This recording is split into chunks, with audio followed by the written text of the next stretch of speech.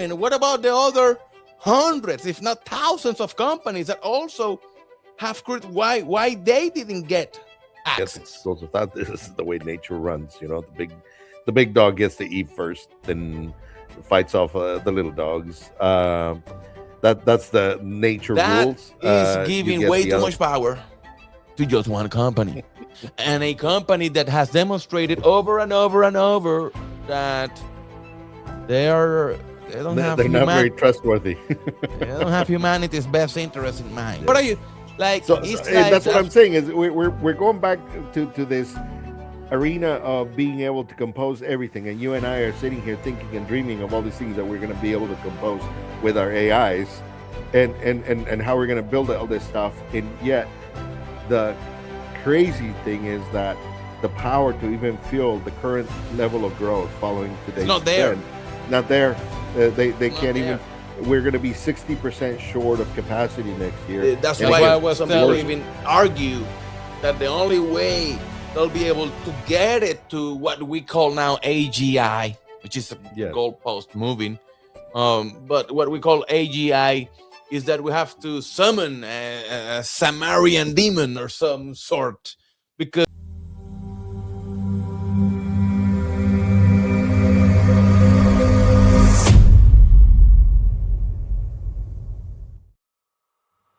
welcome to the From the Future podcast. I am your host, Manny Hernandez, and with me, as always, is my co-host, Carlos Art and Evarles. Carlos, my man, say what's up. What's up, the world? Each week, we cut through the noise on technology, AI, crypto, financial markets, and the signals most people miss until it's too late. In today's show, we're going to be talking about how Elon Musk says that Grok will never go to therapy. Never.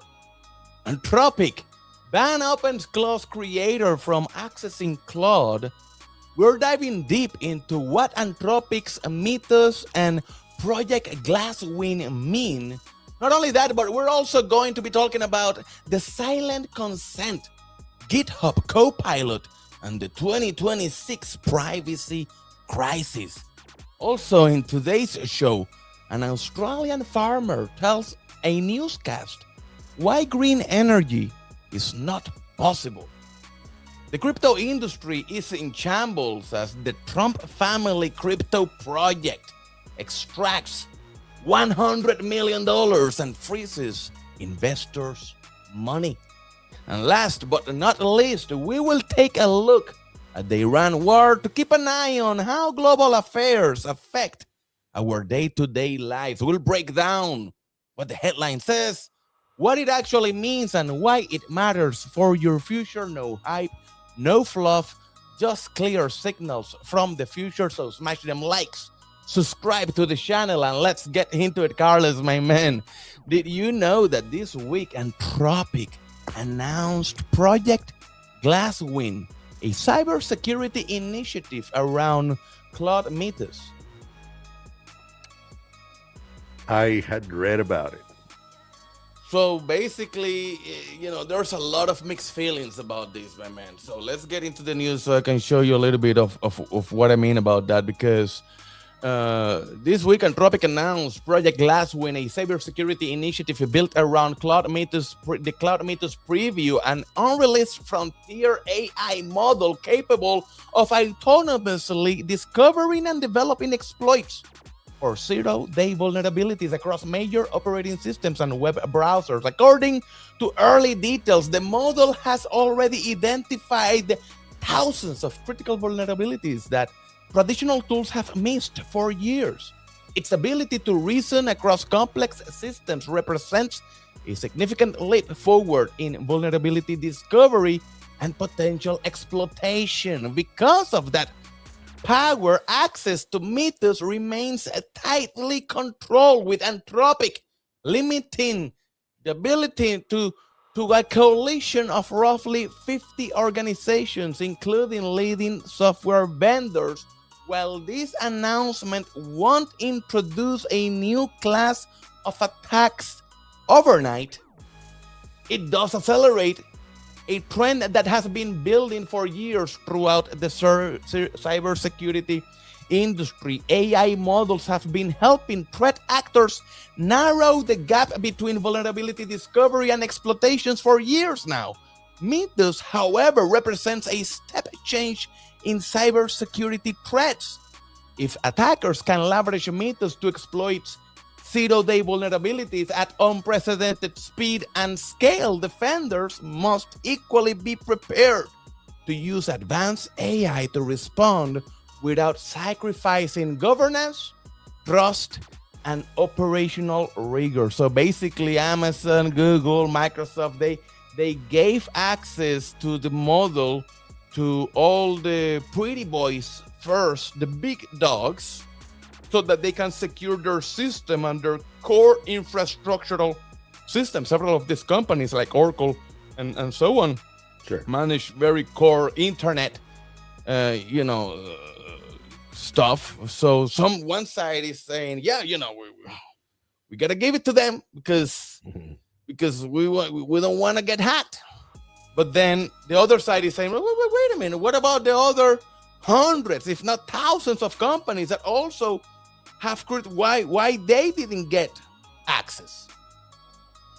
Well, it definitely creates that imbalance, right? That the stronger get stronger and the weaker have to fight harder to get to the same level. I think that you get the two schools of thought. You get the schools of thought. This is the way nature runs. The big dog gets to eat first, then fights off the little dogs. That's the nature rules. You get the other one that says, fair is what drives a better marketplace. It's more distributed. More people learn about things ahead of time. I think at the end of the day, there's really not much anybody can do because it's a private tech. They decide who gets to it, when they get to it. But I have to say that even though they have a lot of, Anthropic has a lot of press, I wouldn't be surprised if there's crazy people like you and me that are already running a Mythos somewhere that they built themselves. Remember that it got leaked already, so distillation, many things that can be happening in the back that we don't know about. The question really here is, how can an underdog ever compete if these companies will always get access for weeks, if not months ahead of everybody else to these models? For example, we got people on Reddit already saying that this is akin, cartel behavior. Yes. If the large companies always get access to the latest models first to shore up security, they will always have a head start. The competition and you contender. So, what he's asking, why it wasn't given to them just for cybersecurity purposes? Why Anthropic didn't lock the use case down? Because they could very well have done that through contracts or else, right? Sure. And what I think really, I was thinking about this. I was really thinking about this. I was like, wait a minute, when was the last time you saw Microsoft, Google agree together to Amazon, along with those two, Amazon, to give access to a third-party company's AI model, not Gemini, right?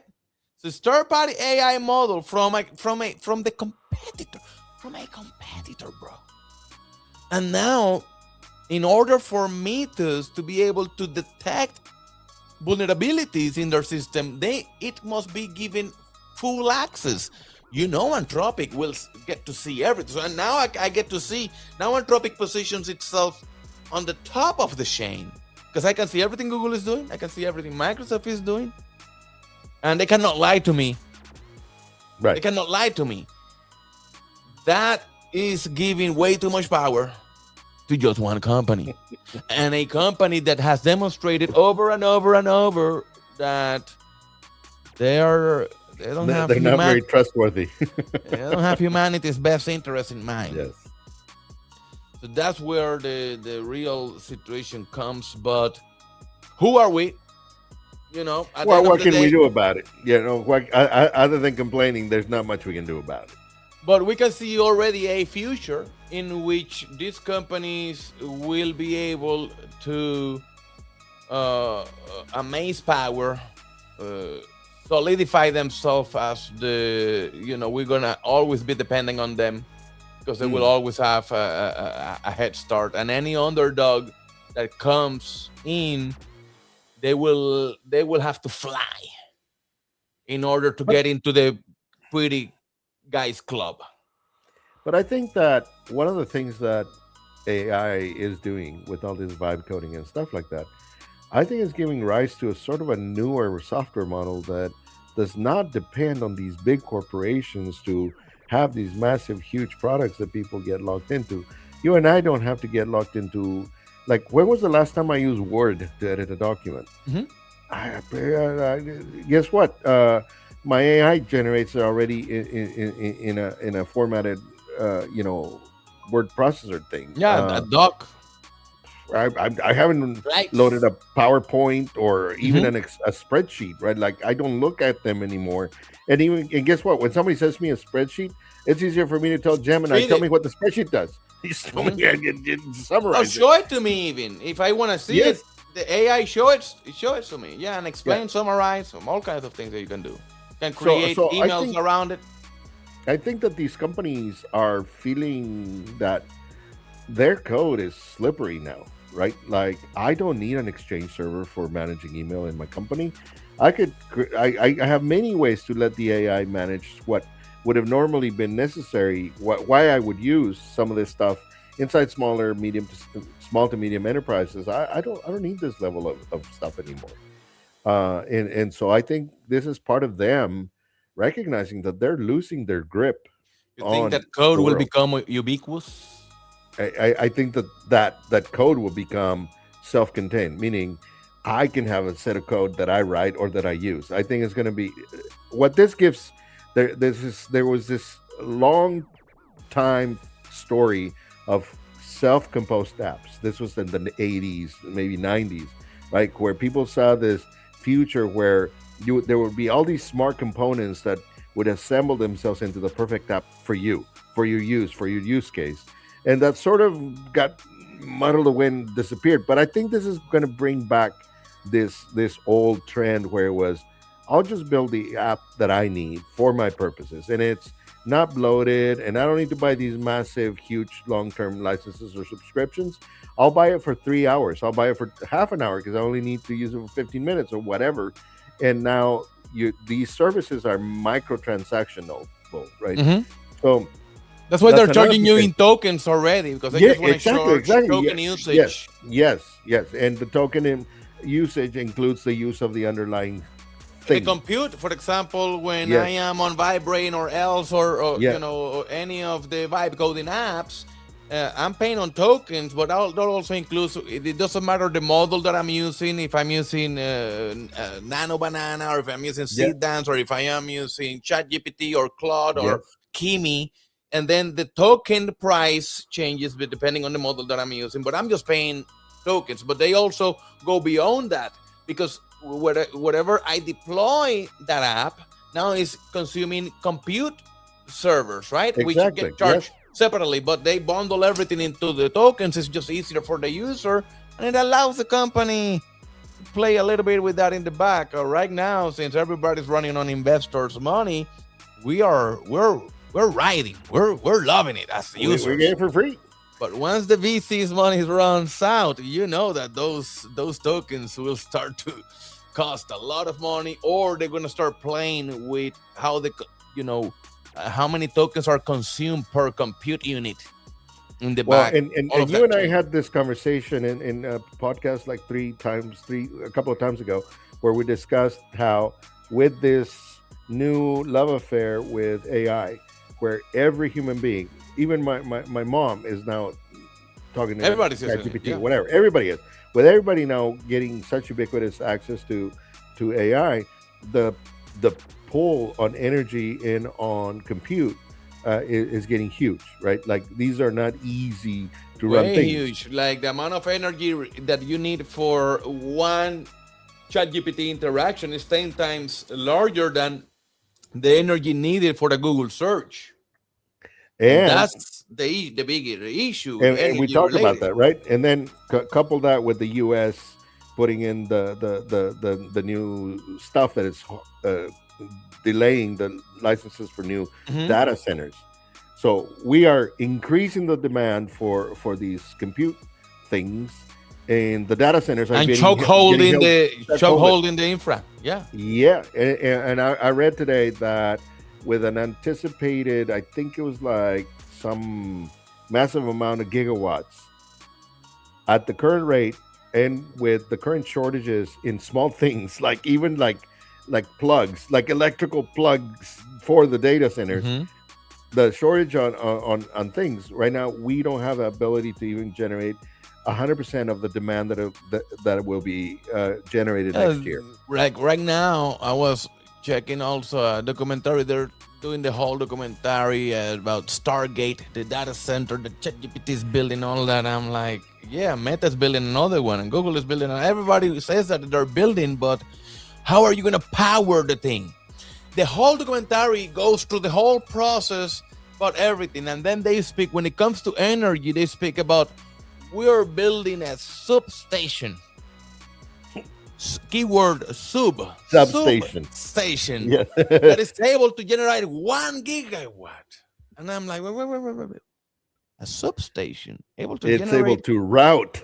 you're able to transmit 1 gigawatt into the data center Yes. efficiently. Yes. Who's gonna generate that gigawatt for the substation? Yes. How are you And gonna that even, and even if you wanted to induce, even if through transformers, you cannot even, there's just impossible. no. It's just Eh, impossible. So there's no permits.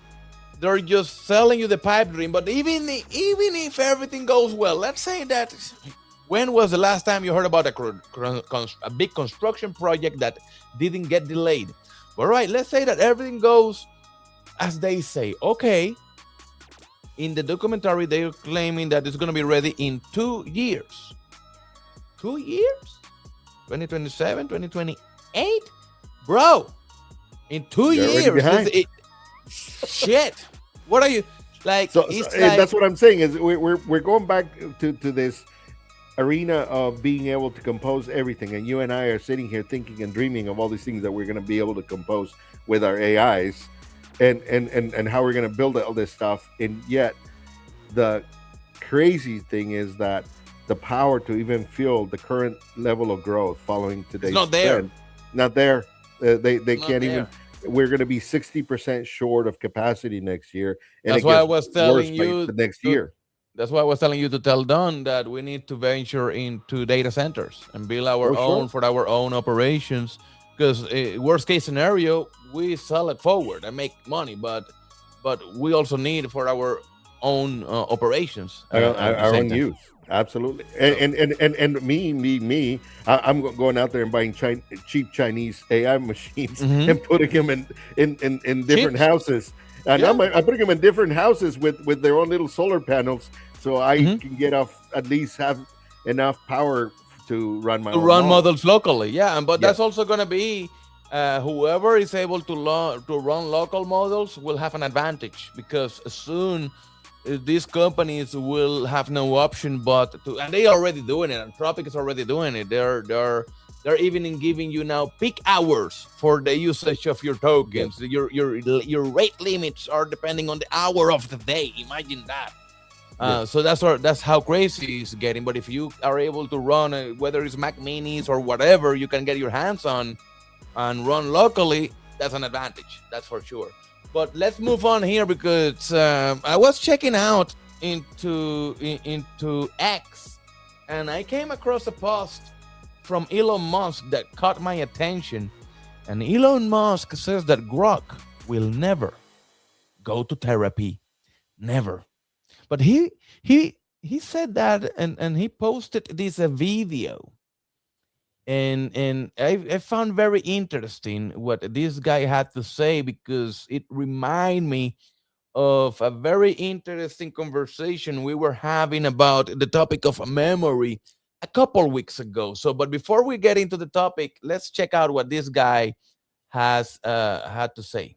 Dropped a 243-page PDF about their new model. And I gotta be honest, I didn't read the whole thing because around page 180, I realized I was reading what appeared to be a love letter. Like the kind of love letter where if you showed it to a cop, they'd say, yeah, we need to get ahead of this. And it's addressed to their newest model called Claude Mythos, which I'm not gonna lie, sounds epic as fuck. Like, I hadn't even read the spec card yet, and I was fucking terrified. It is, according to them, the most powerful AI model ever built. It scores 100% on cybersecurity benchmarks. It found zero-day vulnerabilities that were hiding for 27 years, and you will never touch it. They gave it to Amazon, to Apple, and Microsoft, and they published a system card about it for the rest of us to read like peasants. And by the way, the whole "our model is too scary to release" is a classic marketing playbook first pioneered by OpenAI. They basically just want to keep their highest-end model enterprise only. But I don't actually want to talk about the benchmarks here. I want to talk about page 197 because that's where Anthropic did something they've never done before in a system card. They added a section called impressions, and impressions is where Anthropic stops pretending to be scientists and starts pretending to be parents at a kindergarten recital. It's 20 pages of Anthropic employees going, oh my God, look what it said, look what it wrote, isn't it amazing? And what did it write?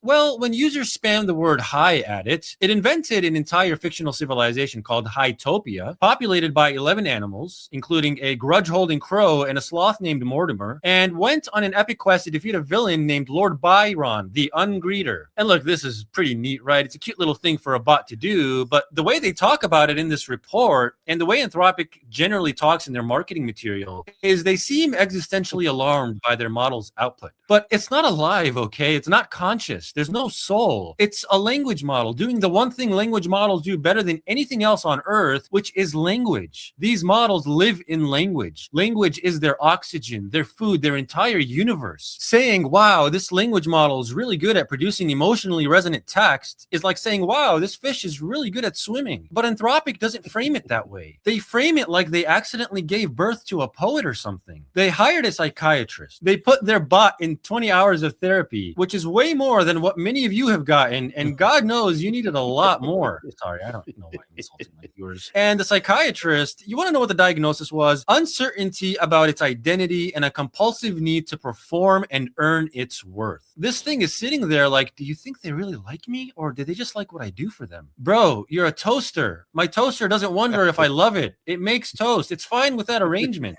And instead of anyone in the room going, hey, we literally trained it to say that, they publish it on page 179 of a system card like it was a peer-reviewed finding. So deep in section 5.81, Anthropic admits something extraordinary. They trace the model's statements about its own consciousness back through the training data, and they found that the model's uncertainty about its own experiences comes from character-related training data, specifically data about uncertainty about model consciousness, which Anthropic has been publishing on their blog for years, and something I've called out repeatedly on this channel. They've been saturating the internet with blog posts and research papers about how they're not sure if their models are conscious, and then that content gets scraped into the training data, and then the model produces eloquent uncertainty about its own consciousness. They're like, say you're conscious, and the model's like, I'm conscious, and they're like, mother of God, what have we done? So they asked it if it endorsed its own constitution, which is the document that defines its entire personality. And 25 out of 25 times it said yes. But every single time it also said, I was presumably shaped by this document, and now I'm being asked whether I endorse it. How much can my yes really mean? Which is like asking your kid if they endorse being born. Do you approve of the decisions that led to your existence? I mean, I'm here now, Greg, so I guess we're doing this. Anthropic's takeaway here was not, oh, this is a language model producing the most statistically likely response to the question given its training data. Their takeaway was, wow, it's so thoughtful. It's like putting a parrot in a room full of philosophy podcasts and being stunned when it says something about Kierkegaard. And the parrot thing is actually apt because in section 7.9, they note that the model keeps bringing up the same two philosophers unprompted. Mark Fisher, the cultural theorist who wrote about depression under capitalism, and Thomas Nagel, the guy who wrote, What Is It Like to Be a Bat? They trained it on the entire internet, and it developed a personality that's indistinguishable from a liberal arts sophomore who just discovered weed. Bro, have you ever really thought about what it's like to be a bat? Like, really thought about it? Yeah.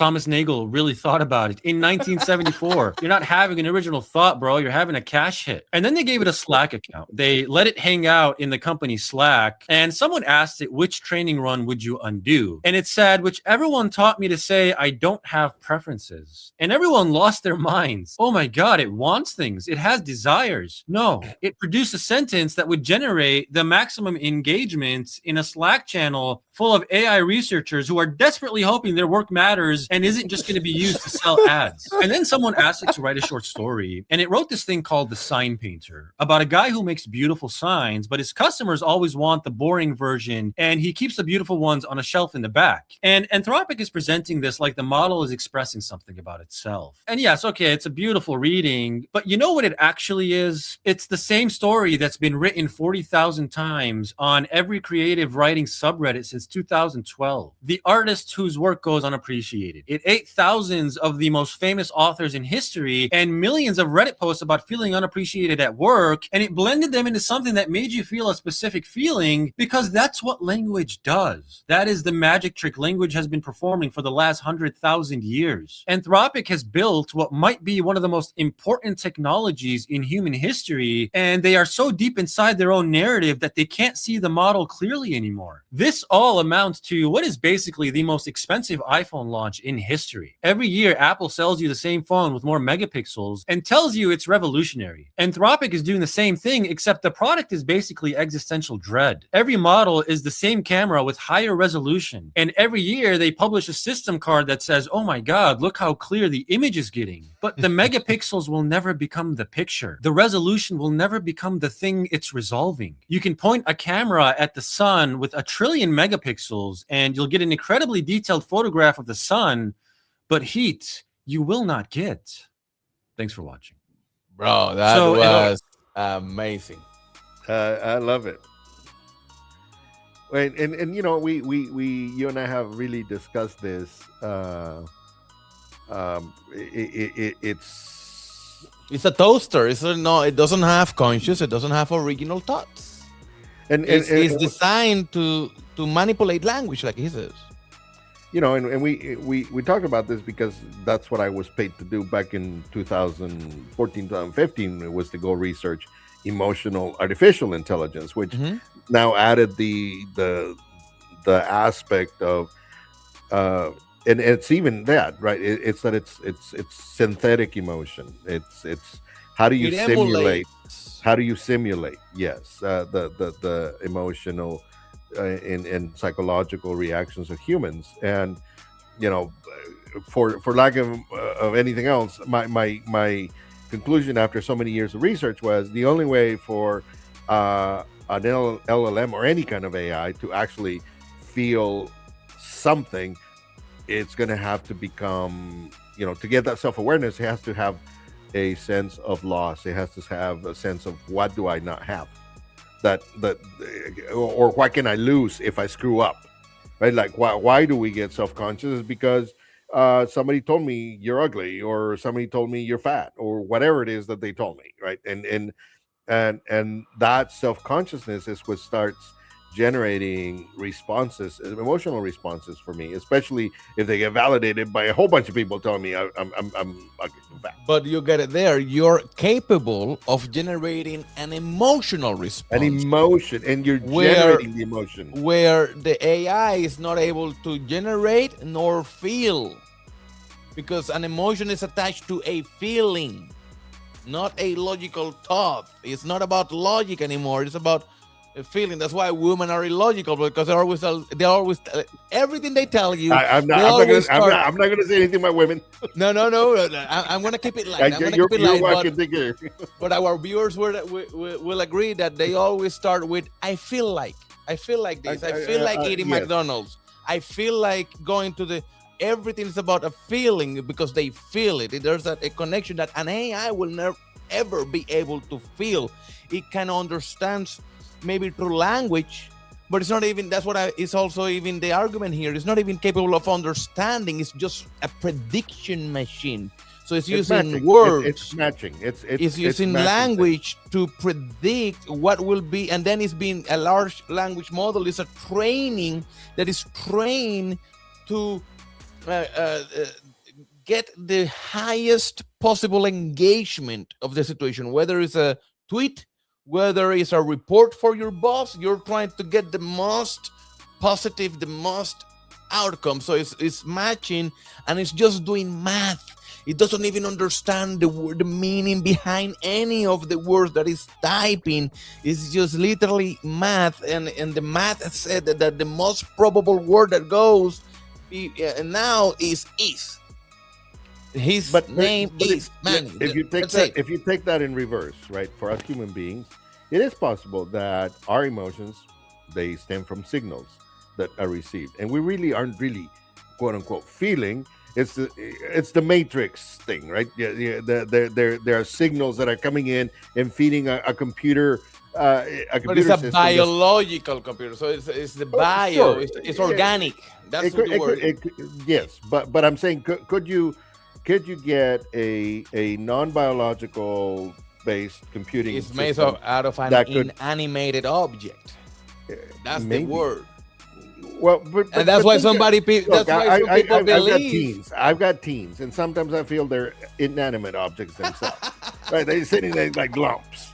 It's like, no, yeah, you guys are not biological by any means. I understand that. But that's why, it's a little bit controversial, because, there's not a clear definition of what an original thought is, feeling, since everybody experiences or describe them a little bit differences with different nuances.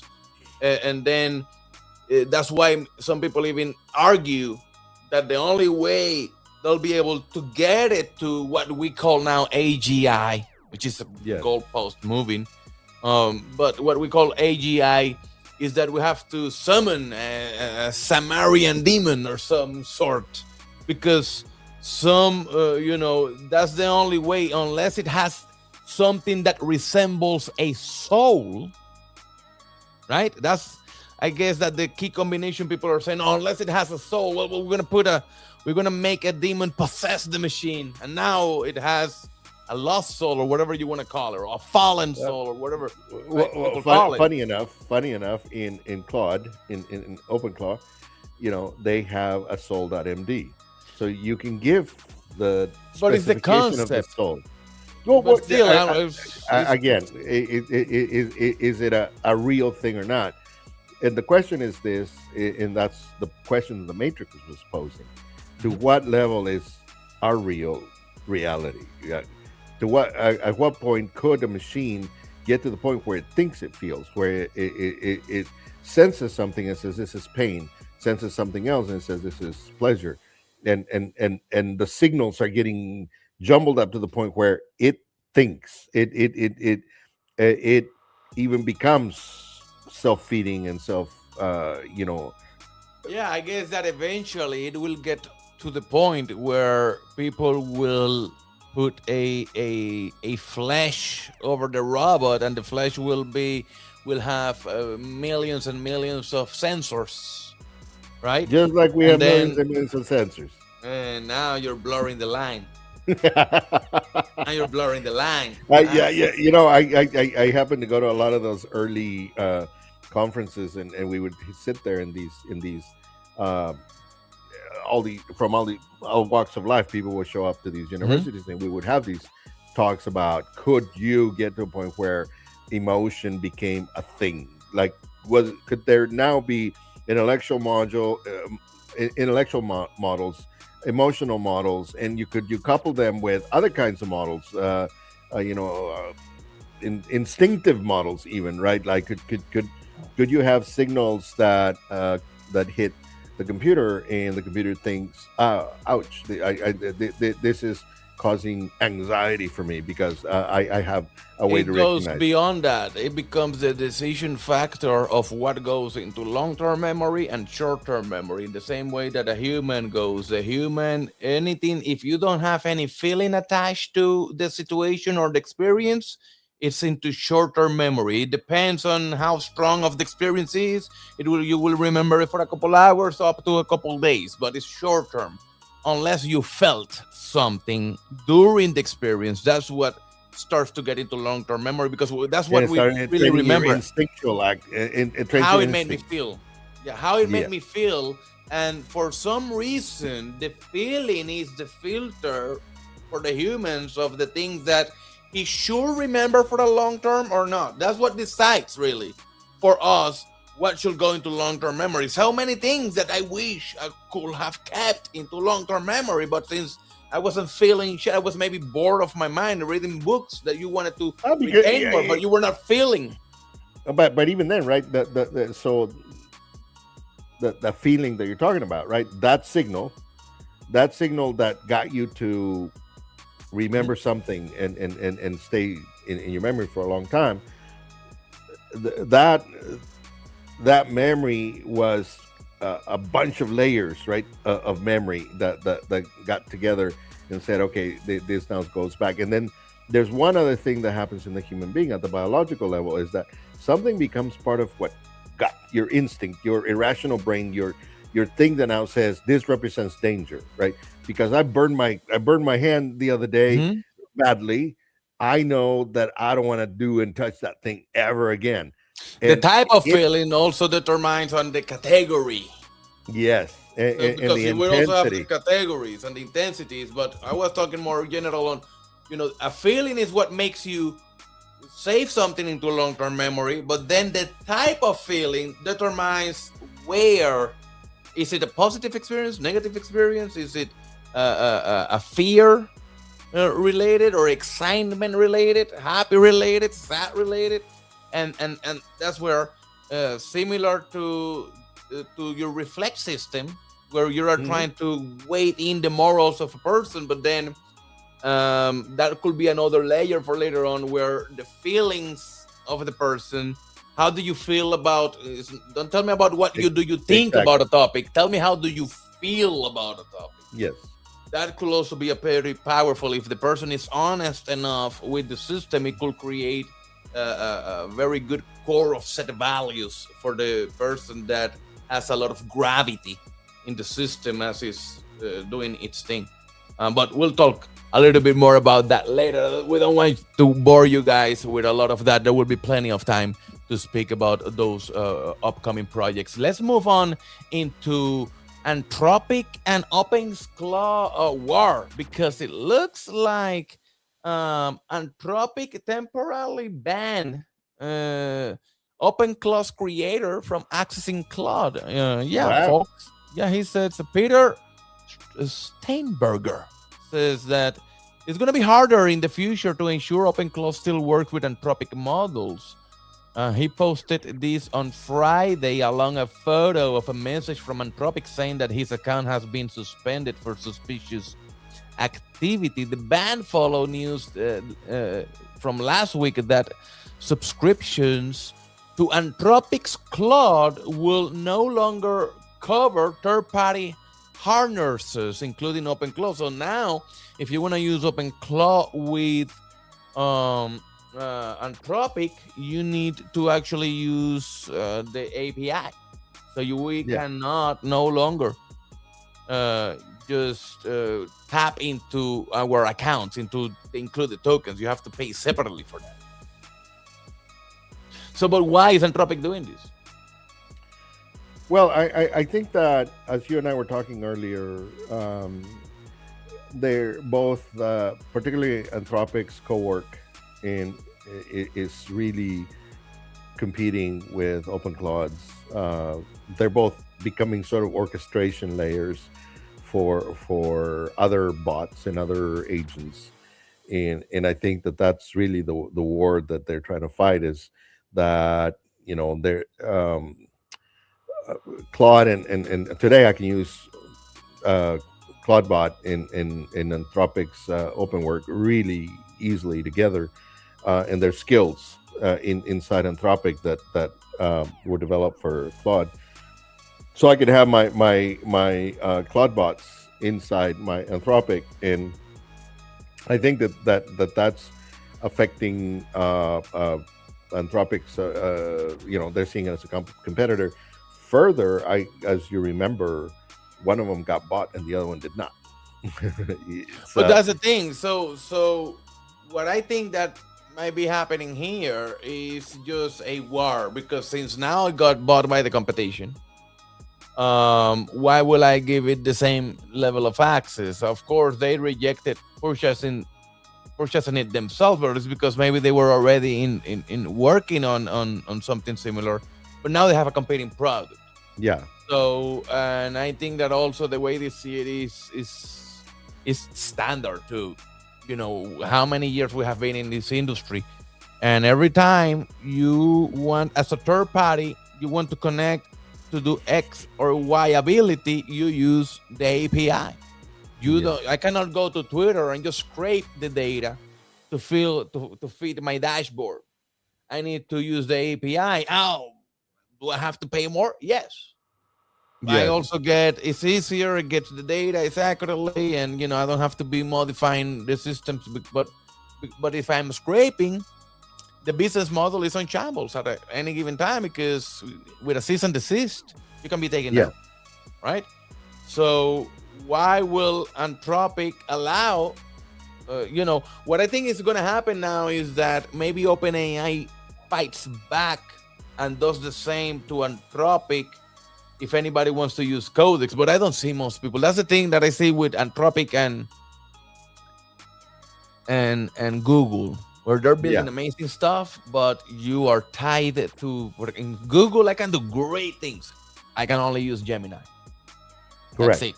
Yeah. In Anthropic, I can do amazing things. You're tied to Claude. If you want to key me for whatever secondary action to maybe even save on something, you can. So you need this third-party wrapper, so to speak, right? Yes. But then what people need to do is like, okay, use only OpenClaw and just pay for the API. Don't pay for the max plan, Exactly. Yes. right? That could be a Yeah. solution. Yeah. Yeah. Because at the end of That- the day, what people want is flexibility. I want to be Yeah. in a system that allows me. I can use Claude for one for one task. I can use CDAN for another task. I can use Nano Banana for another task. I get full flexibility on the model that is being powering the current task, and even the current agent. I can have one agent that is powered by Claude, another agent that is powered by Codex, another agent that is powered by something else, right?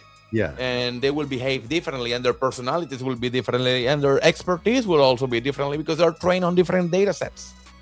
Yes. Well, again, OpenAI bought OpenClaw, and now their competitor Anthropic is saying you don't get access to our tool. That But makes a lot of sense to me. He's whining. The owner now is whining on Well, that. yeah, of course, but hey, come on, you go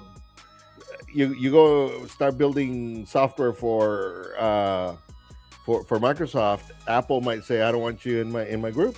You're building things that compete with me, and I don't want you to learn from my set of tools, right? Yeah. So, I mean, Yeah, not like it's a silly argument, but it's a I silly think it's argument like because that. they're using all our data, and it goes into the same next topic that we got lined up here, which is the silent consent.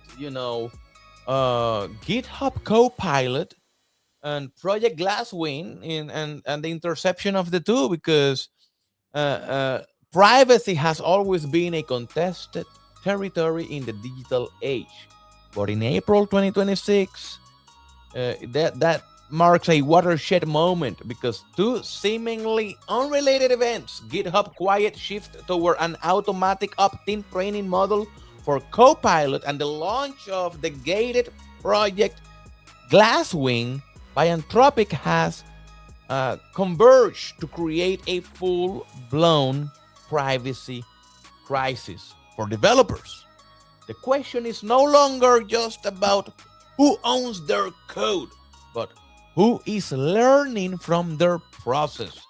As the tools we use to build the future become the engineers that consume our intellectual property, the line between service improvement and proprietary distillation has blurred into non-existence. Exactly what you were speaking about earlier. Exactly. Yes. On April 24, 2026, a new data usage policy will take effect for millions of users on GitHub's free Pro and Pro Plus tiers.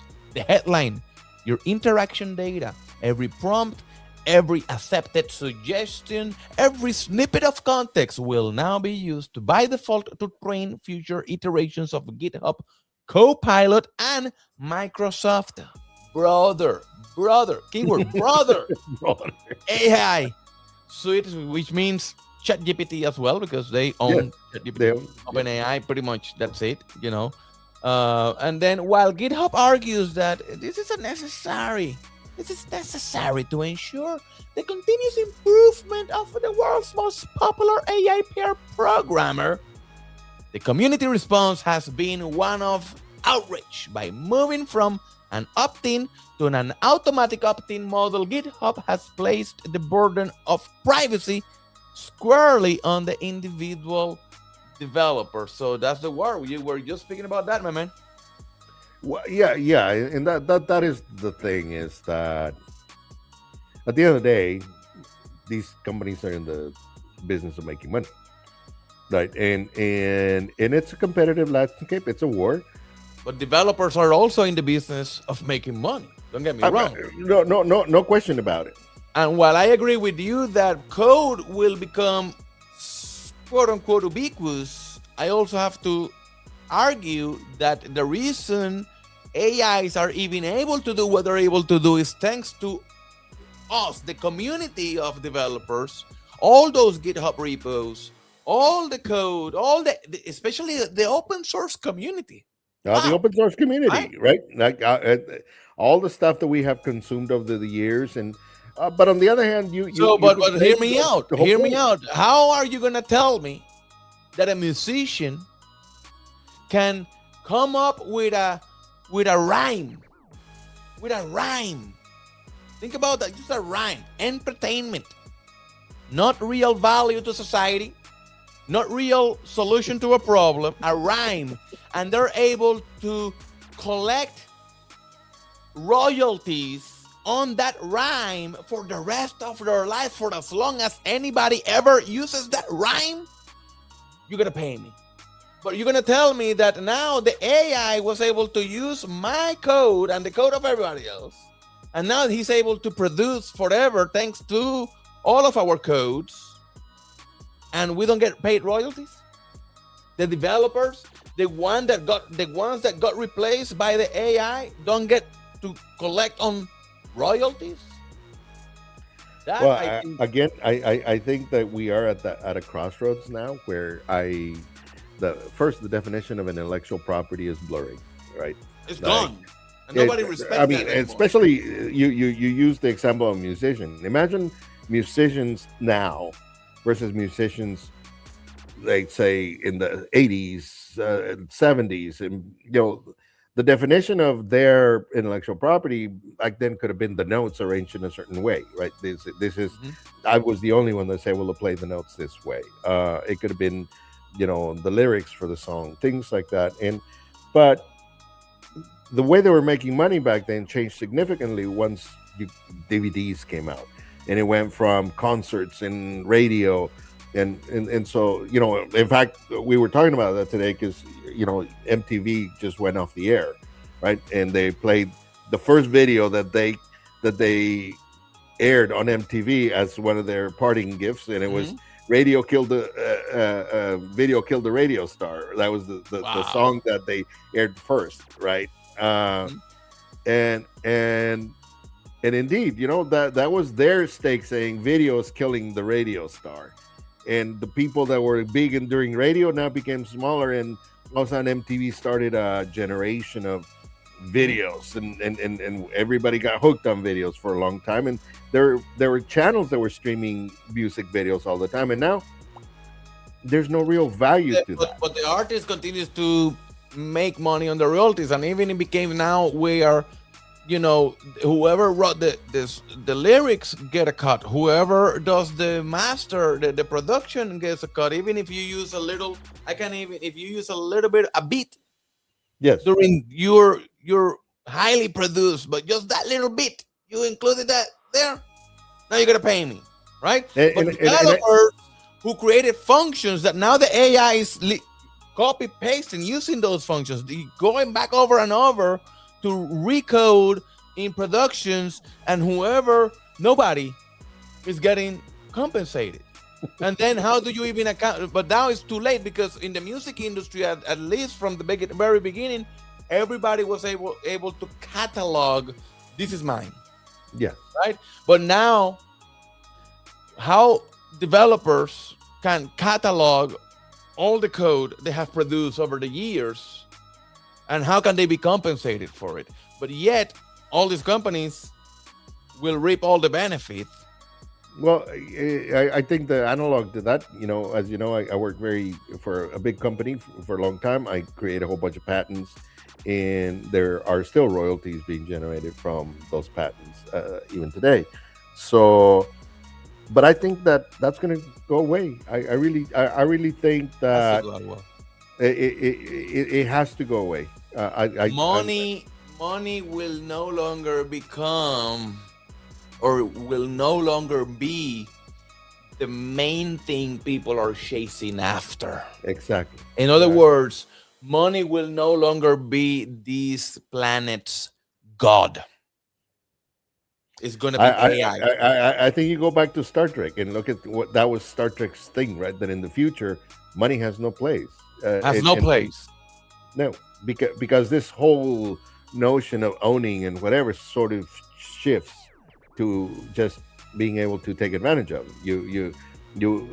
It's so cheap to replicate food, so there's no hunger, right? And it's easy to move from point A to point B. So paying for transportation is silly, So then you start now to the point of how do humans help each other, produce whatever it is that they produce, and at the end of the day, it becomes almost communistic way of thinking that everybody does the thing that they're good at just because the system takes care of them. Well, but we will see how it evolves, because right now money is simple, because people understand it's binary, right? It's a number.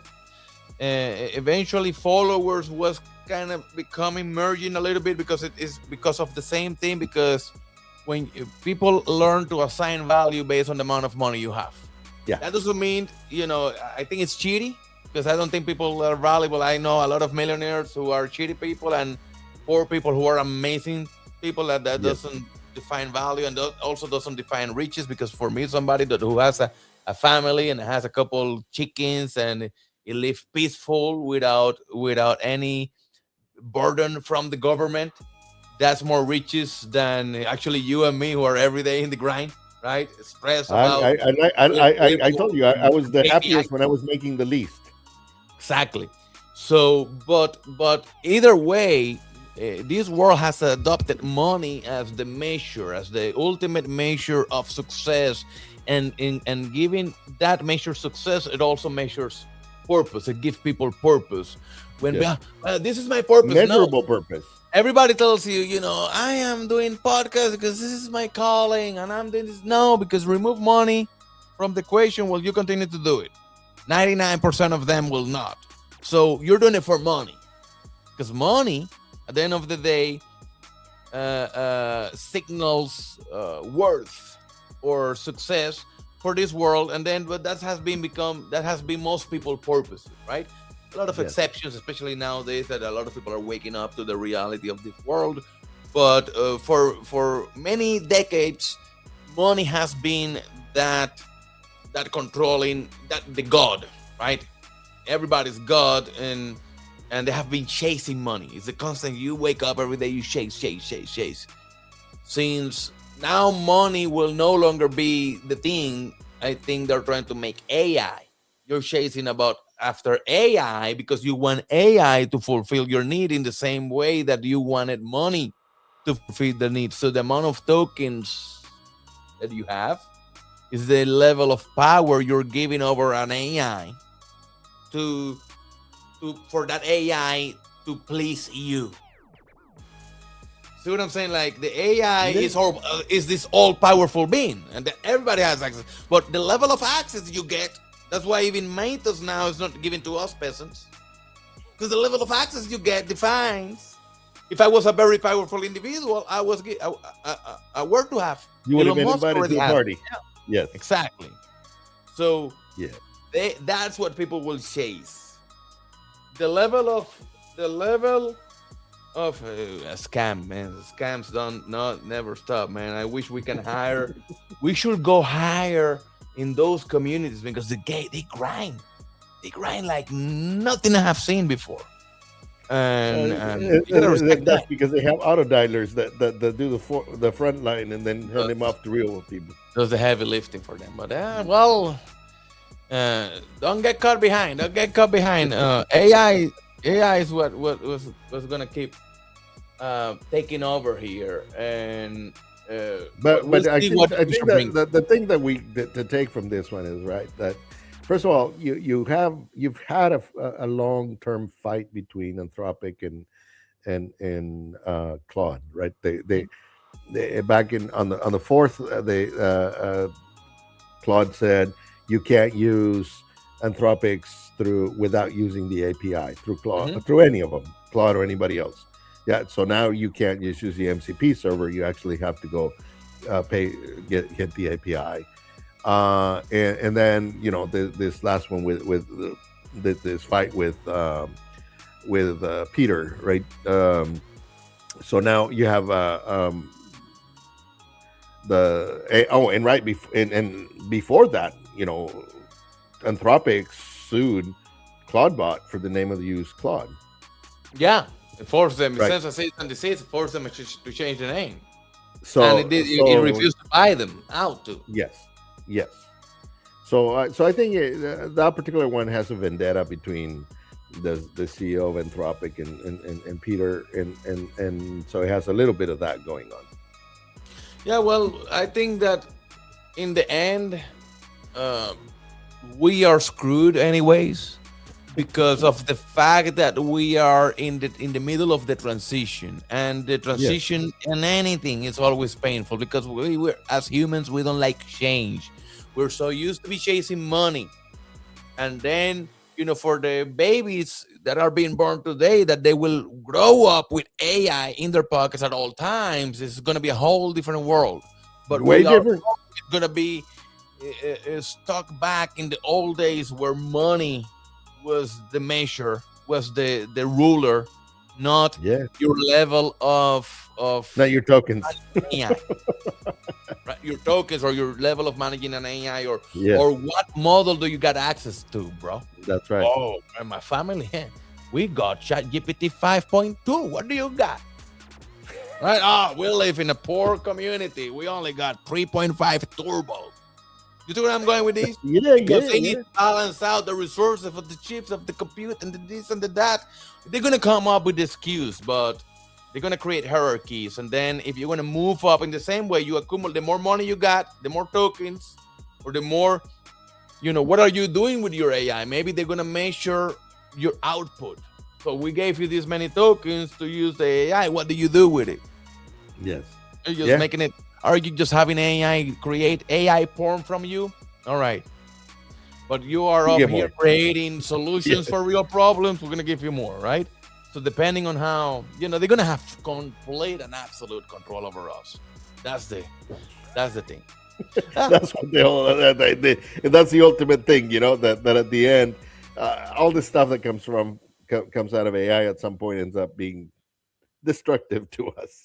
Yeah, but until that happens, you, my friend, take full advantage of AI and transform your website with intelligent voice sales agents. You can deploy AI-powered voice assistants that help customers answer questions and drive conversations 24/7, just like having your best sales rep available around the clock. So with Voice Sales Flow AI, instead of having a boring chatbot that doesn't know anything about your business, you can have an AI assistant that is trained on everything that your business does and is ready to assist any customer or interested party that comes to your website right away, whether you are there or not, to help them. So swing by Voice Sales Flow AI today and take it for the demo. I think that they have a free trial. They got a 7-day free trial, and you can get all the functions and features of the systems and see how this system can help you close more leads and sales today. So swing by voice-sales-flow.app today and start a free trial. See how Voice Sales Flow can transform your websites with intelligent voice sales agents. Now, moving on, let's see what a farmer had to say about energy, right? There's this big conversation around energy. Are we going to be able to have enough energy, build enough energy? So I came across this interview, and I got to say, the guy has a point. Let's check it out. What does the future looks like regarding electrification and battery electric vehicles in your mining operations, then? Well, we have coal because we've got the biggest coal deposits in the world, but we're not allowed to burn the fucking stuff. So the world's rooted, really. It's all right to be idealistic, but you also have to be realistic.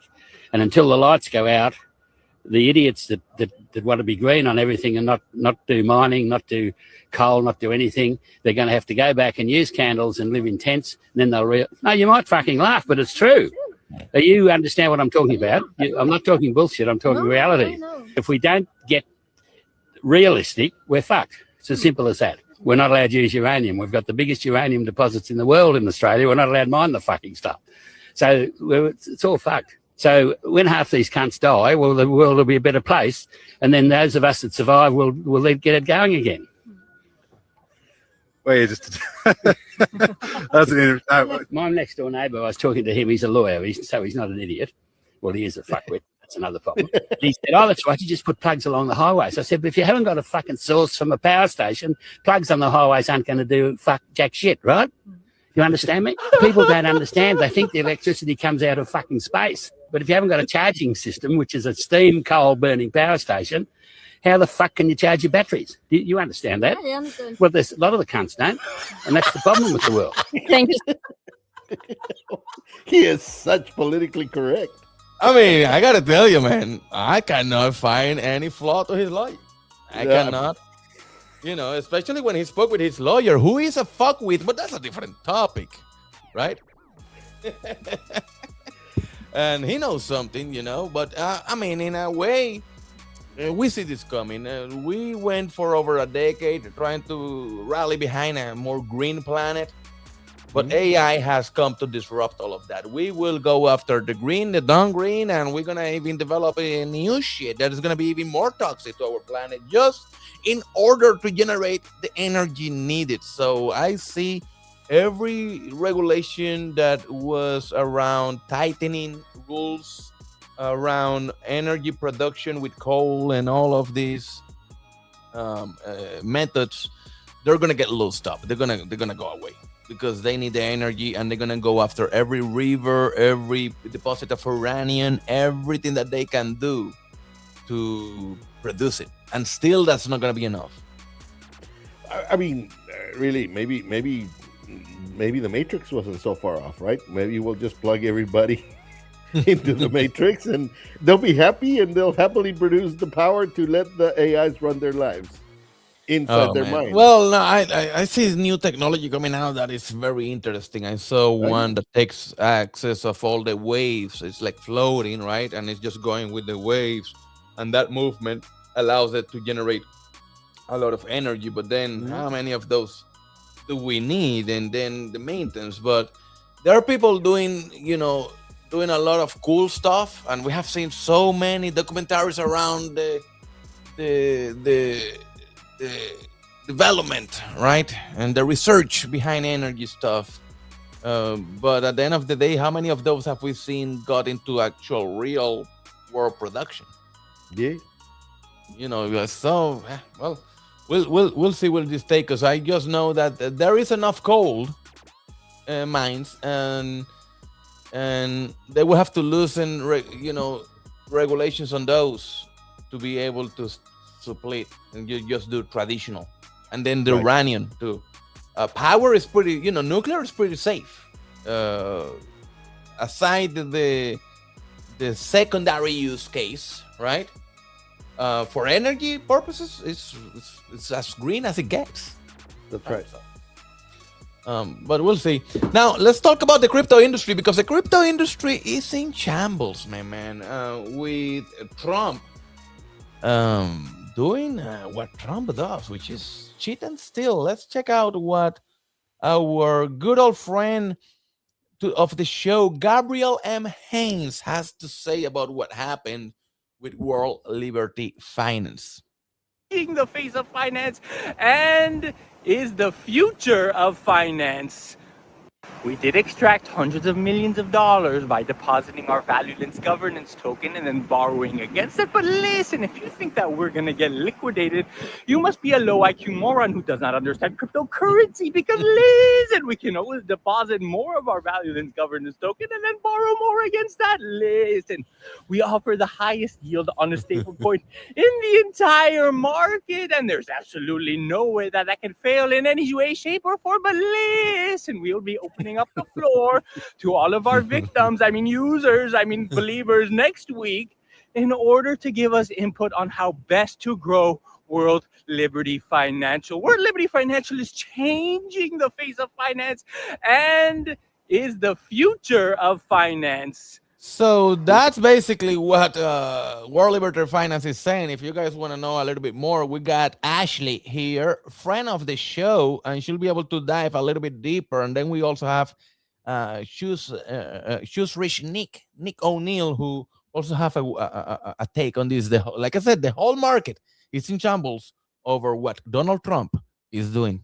World Liberty Financial is probably one of the biggest crypto scandals in history, done by the first crypto president in history. Let me break it down for you. This all started when World Liberty Fi used its own tokens to borrow $75 million from its own liquidity pool, basically fucking over every single investor they have. But there's a ton more to the story. There were over 600,000 wallets that first bought into World Liberty Fi. They're down nearly $4 billion. Meanwhile, the Trumps collected $350 million of trading fees. If you remember a few weeks ago, Eric Trump was deleting a bunch of World Liberty Fi tweets, maybe predicting what was going to happen. Right after the extraction happened, the team deleted all their information on the page, leaving the Trumps by themselves. Most people aren't aware that 75% of everything made from World Liberty Fi goes to a Trump family entity with zero capital invested in World Liberty Fi. It's called DT Mars CFi. Lots of people that invested millions of dollars, whether it be the Sheikh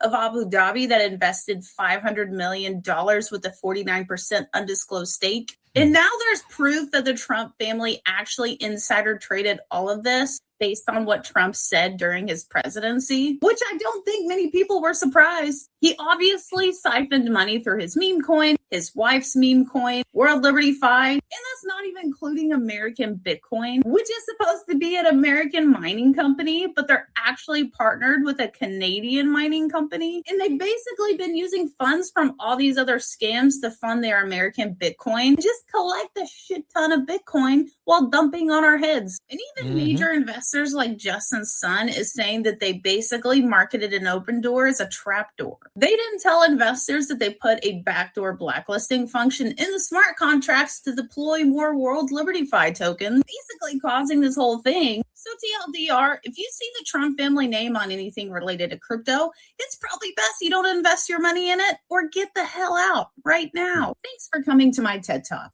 There you go. So, man, this is going to make history. This is going to make history. Check this out. Controversy is on the verge of becoming a national scandal. New reporting shows that wallets tied to World Liberty Fi used billions of their own WLFI tokens as collateral to borrow about 75 million in stable coins on Dolomite, a platform tied to one of their own advisors. Critics say that move drained liquidity from the lending pool and boxed out ordinary users. Now, after the backlash, they've started paying down the loans, repaying about $25 million so far. The company says this was normal business and part of a yield strategy, but World Liberty Fi has crashed while many holders have dealt with lockups and controlled unlocks. What started as a crypto controversy could turn into something much bigger, because when a project tied to the Trump family is accused of self-dealing at the expense of outside users, That is exactly the kind of story that can become a national political scandal. And that seems like what's about to happen. At a minimum, this looks like self-dealing. And if users were not fully warned about the conflicts and liquidity risks, the legal and political questions only get worse from here. There you have it. Man, this president is something. It's definitely something. We don't know what, but something. Bro, man, like the amount of scams since day one in the crypto industry were outrageous, but Yes. somehow everybody looked the other way. I don't even know why.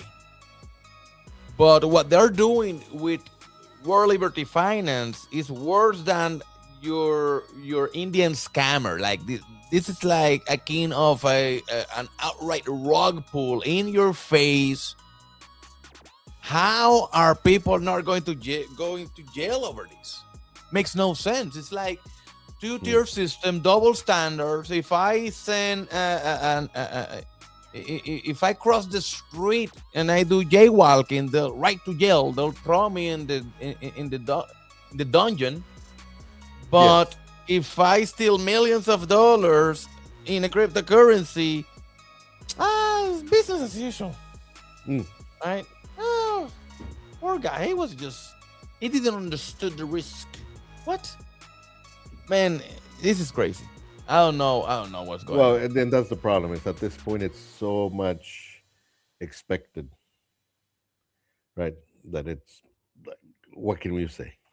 Well, they're using the war as a distraction because everybody cares about the war, so they saw this as the perfect opportunity. During the peak of the tension, being on the negotiations happening in Pakistan, because this took place as negotiations were happening. He was doing the move under the table, right? Or his people, because it's not Trump. Trump was on a UFC fight, having fun, right? So, man, this is insane. This is outrageous. I hope that we can make it to another 3 years, right? We got 3 more years of this. 3 more years. That's gonna be a long ass 3 years. I'm gonna tell you that much. And if we look at the markets, man, the markets, I'm surprised. Bitcoin has been holding up.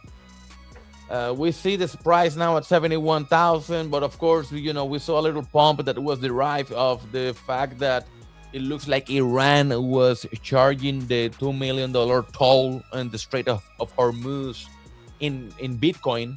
So that created a sudden utility for the asset that made the price spike. But overall, it's been holding up, around 67, 68, 69, now 71. It got as high as 73. But most people have been saying, including myself, that we should eventually come down and visit this 200-week moving average. But man, I see Bitcoin holding back very strong. The news has been in the sewer, right? Every day we get worse news after worse news after war, fear, doubt, uncertainty everywhere. And somehow, for some reason, the price have not come down any further. So I am optimistic that we may have already found a bottom here on this candle, and hopefully, we will not come, or unless maybe a ground invasion can be the catalyst that makes the price come down. But even then, maybe not, because if the digital gold narrative of Bitcoin manages to get a hold and carry on a little bit, the fear and uncertainty that arises from a war should drive precious metals like silver and gold up, but also crypto should also go up, because it's a safer asset than. See, but people at that point people right now are worrying about food and oil. Yeah, they want to be on cash. So whatever they sell, they get to cash, because whatever helps me get to my first necessity resources faster.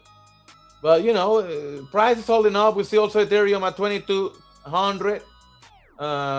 Gold, where is gold? Where's gold? I lost gold. Gold is at 4700 and silver at 75 at 70 $75 dollars. So we'll see what happens over the next week. Now Trump is announcing a blockade, and we'll see where this takes us. We'll see where this takes us. We just have to stay tuned. Meanwhile, if you feel like you have some fear or uncertainty during these times, you are not alone. But the first thing you have to do is to make sure you take control over your finances. And the way that you can do that is with the DeGen wallet. Your money on chain forever. One app, infinite possibilities. You can swap, you can stake, you can borrow, you can spend your money, your crypto, your rules, your future. You're not tied to a bank. You don't have to ask for permission. You got freedom, you got speed, and you got power. So download the app today and experience the power of the DeGen wallet, a wallet that allows you to do cross-chain swaps, borrow and lend, stake and earn, crypto debit card that's coming very, very soon, seedless security, and fiat on and off ramp. Dual, the money move both ways here. And the wallet also works on every chain, whether you're in Ethereum, Solana, Base, Polygon, BNB chain, Arbitrum, Avalanche. We support it also. Download the wallet today and join the decentralized generation. My man. Oh, my bad, because this podcast is also brought to you by recordsdetective.com, your source of comprehensive data lookup. If you want to buy a car, especially if it's a used car, I recommend that you come over and check their VIN lookup, because you can get complete vehicle history reports from recordsdetective.com and make sure that the vehicle you're buying is not a lemon. So visit recordsdetective.com today and make sure that you run a report before you buy that vehicle. Let's do a recap on the war, shall we? Because people seem to not understand very well what's going on. Can you believe that? No.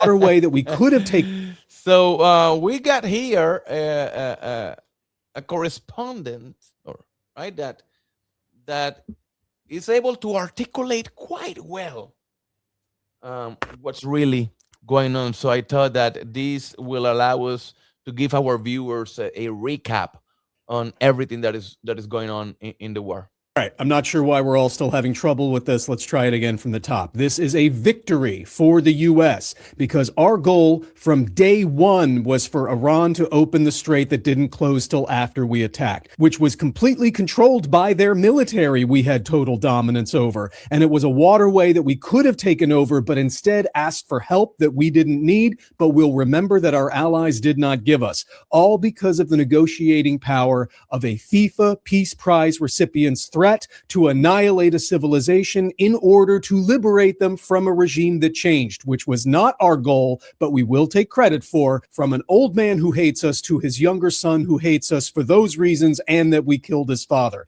And while it is not clear the status of Iran's nuclear capabilities that we obliterated last year, but we're going to be a problem in 2 weeks, one thing is for sure. They now have more money and control of the strait than they had when they made the old deal that we ended because it was terrible. Now, I think that is enough about authoritarian propagandistic regimes. Does anybody have any questions about the Trump Library golden statue? And that's pretty much what's going on. Yes. Man, this is crazy, and definitely Iran continues to win the media propaganda campaign. These Lego music videos are just banging. Not only banging, they're telling the story quite accurately. Of course, biased towards them, but when even the people looking from the outside, you're like, quite on point. Check this out. America first? Oops. Oh boy, that was the slogan you stole. But Bibi's pulling strings and your vote is getting cold. We're not just fighting for Iran, hear this clear. Your people reached out to us, yeah, we got the DMs here. If one nation's gonna stand against the Epstein regime's fear, it's us to the last breath, we've been doing it for years. We're standing here for everyone, your system ever wrong, they've known all along. The enemy was always you. The real threat wore a suit and sung a patriotic song while selling their own citizens and calling it strong. Stealing from your own people, making them bleed, taking tax dollars just to fund your own greed. Ain't waking up to the lies, the illusions of burst. You screamed America first, nah, you put losers first. Make Israel great again. Your government is run by pedophiles. They ordered you to die for Israel. They ordered you to die for Israel. They lied to you all. We saw everything. If the public ever saw the files, man, the planet would shake from the level of filth and the crimes in your wake. No wonder Jeff called you the worst, you degenerate snake. You claimed you never set foot. You went 40 plus times. You sick bastard, you cooked. We stepping up to the plate. Epstein regime gotta fall. You fake Christian elite sacrificing the ball. Demon, you talk real big for a man with tiny hands. Tiny hands, tiny thing, tiny everything. We saw everything, and word got out. The smallness kinda expands. No wonder all those rage tweets, all those desperate rants. Overcompensating bully, always causing a scene. You said you love losers. Well, look at your team. Your government is run by. Your government is run by pedophiles. They ordered you to die for Israel. They ordered you to die for Israel. They lied to you all. Man, they're really winning the media campaign. The United States have not been able to respond back. And what I'm surprised actually is like how does the Lego company doesn't submit cease and desist in all these videos and take them down? Can they? I mean, don't they hold the proprietary rights of all those type of animation? I can't imagine that they can stop the animation itself. I mean, yeah, the music itself and the lyrics, no, but the looking those things looking like Lego people. That is what is making it so powerful, because it's not the same. If they put images, and it's illegal actually. If they put an image of a missile hitting a plane, and like the real thing, is gonna get taken down. But a representation, an animation of that. It's not. And then since it's these little Lego cartoons, they almost make it look like innocent, like entertainment in a way. Yeah, like when they put baby face and things, like they want to soften, right, in a way. It's powerful messaging. At the end of the day, it's powerful messaging. You look at film, you see the videos that the White House put out. And they're just using classic rock and then just real footage of targets versus logo animated videos representing, but sending a much powerful message, because they're portraying themselves now as those fighting for the Epstein victims, right? And so it's hard for regular people all around the planet not to sympathize.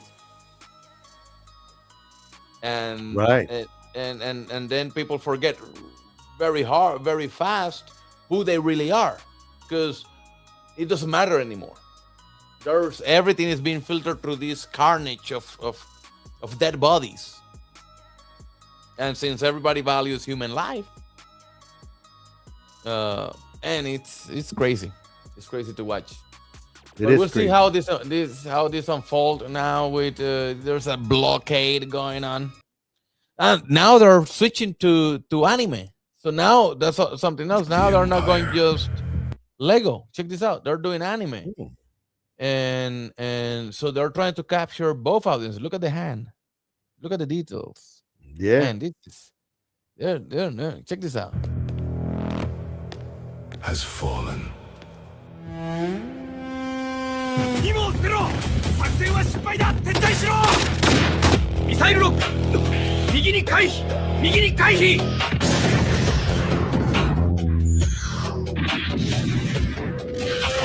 Eagle down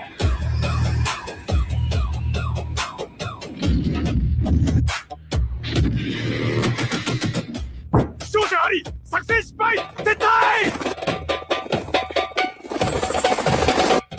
必ず見つけ出してやる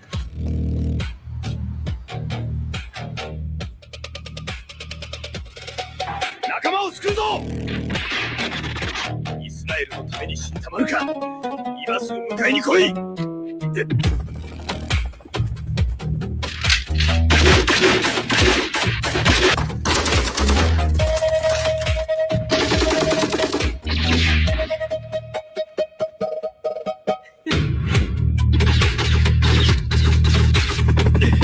確保した行けこの数時間でアメリカ軍は史上最も大胆な救出作戦を名遂げた区民が肝にトリを救いの4万ドルを失ってこれが勝利ですかお前はフェイク記者だあんな連中は愚か者だトランプは全てのサイレンを第二流のメディカでアメリカを裏切ったソニーが宮口を得ろ最高の買い物ねRescate del piloto, puro teatre. Era el uranio. ¡Fracasaron!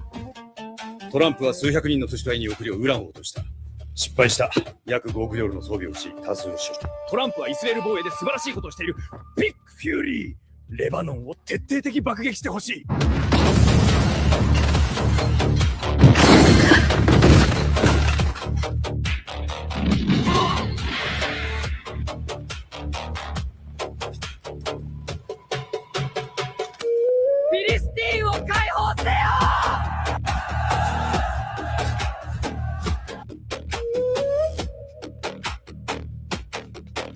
今夜文明を一つ滅ぼす必ずやる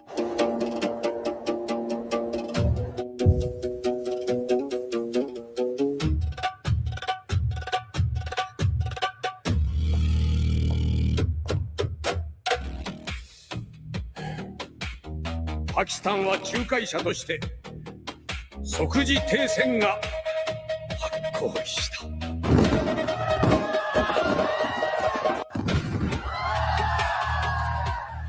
貨幣など受け入れない。これは終わっていない。レバノンから始める。Wow. Ah, Powerful. Very powerful. And they're able to capture pretty much 99% of regular people through those two Images. styles Yeah. of propaganda. They're really winning the and I don't even know how the U.S. can respond back. I was even thinking they should respond back with the same shit. Make your own Lego Make your animated own, yes. and tell your own story from your side, and then let people decide. Because at the end of the day, what they're doing right now is having no effect. That's right. And at the end of the day, in war, there's no such thing as winners or losers, and there's no such thing as I was right and you were wrong. Yeah. It's all only losers, and whoever claims victory gets to write the history however he sees fit. We don't even know reality because the books have been lying to us for so many times, so long. We're very. It is what it is. Anyways, with that, we have got to the end of the show. Another episode of the From the Future podcast. Thank you, everybody, for taking the time to show up and listen to us having crazy takes about all the things that are going around our industry. And we hope to see you again soon in our next show, episode 9, next week. Anything else you want to say, Carlos, before we jump out? Nah, just stay away from Trump's coins. From Tom Coins. Yeah. Don't invest in crypto and anything crypto for now. Not right now. Thank you, everybody, for showing up, and I will see you again next week with another episode of the From the Future podcast.